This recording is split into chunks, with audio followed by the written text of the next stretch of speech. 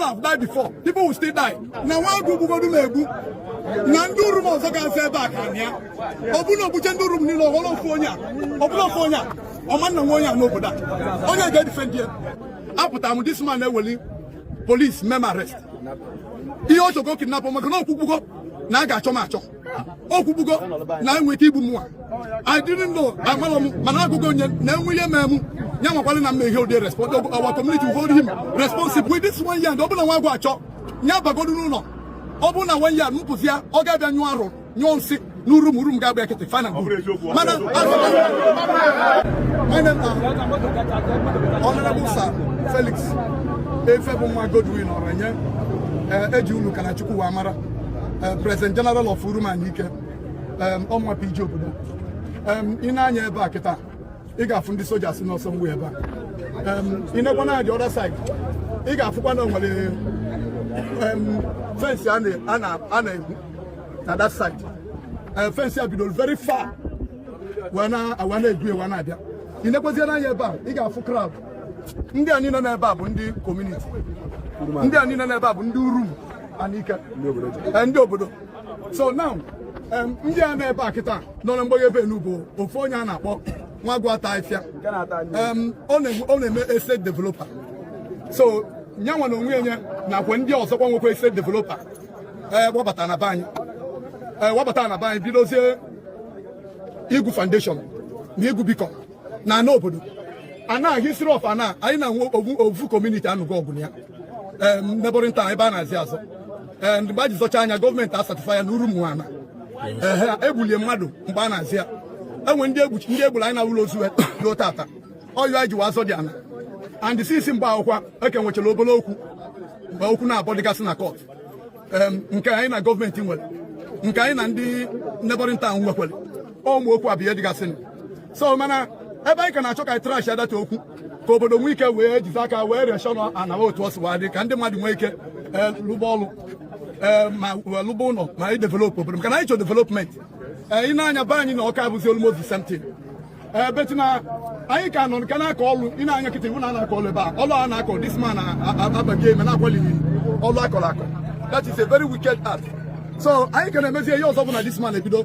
wabata and for long now over a year mụ na this man has been battling on the respect of the community because community are looking up onto the president general of the community can we can direction and since then because I'm a man of peace I got so many measure condition with peace 9 years settle amicably from the time about agwale non the wayo na the real people who wanna agwala in fact na lebe until 9 years mechi we game enwezi ilewezi ebe I mazialo mana this man insisted and the even the ekwu na anya nwe backing of igwe na anya nwe backing of onowo na anya nwe backing of crown prince on the oji anya isi and because of the way muwasi emiwe ejekwolu m igwe dị na ya na ya enwere anything normal with that man nya na o mazimo obu nya na ekwu eziokwu ma the man ekwu mana ihe na-agụ ya na ọ bụ that no nwere anything to do with that man no get bump ya gwa the general public no nwere ihe the man na-emebe anya mgbasa anya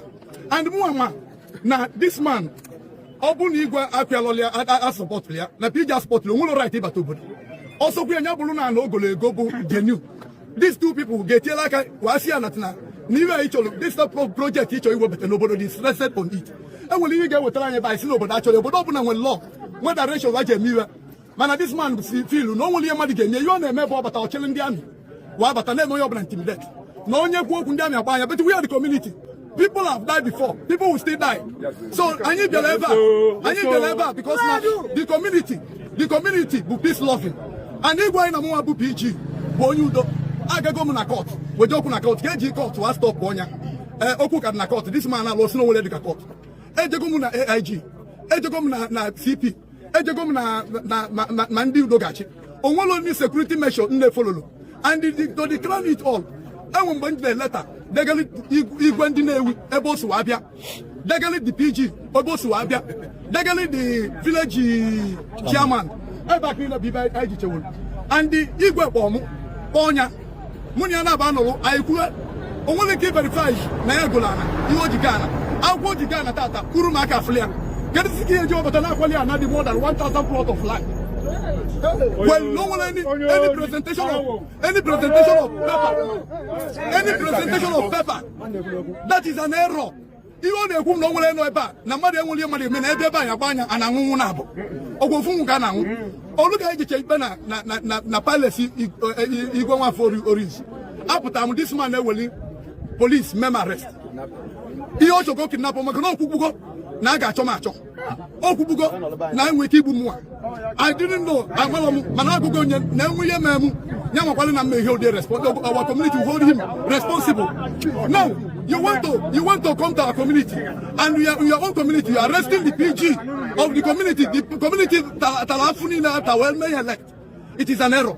So I be peacefully. Obodani ordinary. This community is small, but they are powerful. And even the baby because the community never goes accused. Namu and one they hold you.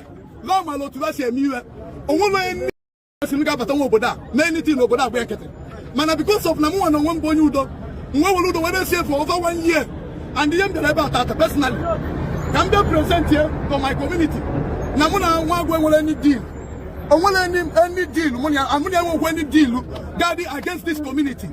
I am to defend this community. I am for this community. I will protect this community. I have only 3 years, and it is already about 2 years now, 1 year. Now, with this 1 year, open a Nwaguatahihia Nnewi. Open a 1 year, Mupuzia, Ogabe Nwaguatahihia Nnewi. URum Gabriel get the final.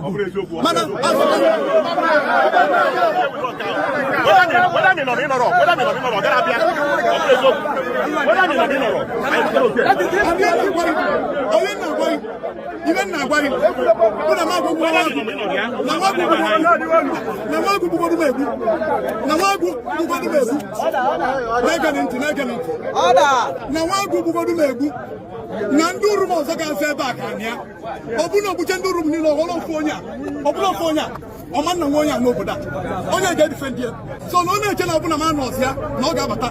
It is an error and we go ndi bu so no PG before mo ndi anu ogu eba nudi obuna eguguli mmadu ndi nke na alucha ndi oza alukwa more than 3 or 4 PGs anu go maka eba. So na my own time obuno na kemu ka gwa ga anala anya no obodo obodo ayi kum na dira ni na akwa mnaso. Nobody telling them never. Mandino is in abroad. Everybody they concerned about so you go now. Marriage is on your bona. Age go on your bona nama. Nwagu continue low leba. Onwa iba. Akulia nurum. Magadi wana youth. Onwa iba. Akulia nurum eba. Oba iba. Oya bien talk amkweba. Ibo bona akulia ma olu se olu eba. From now on. Akwole Bob no Akulia Nurum. Nyaba de ba. That's the actual campo. So now I can go.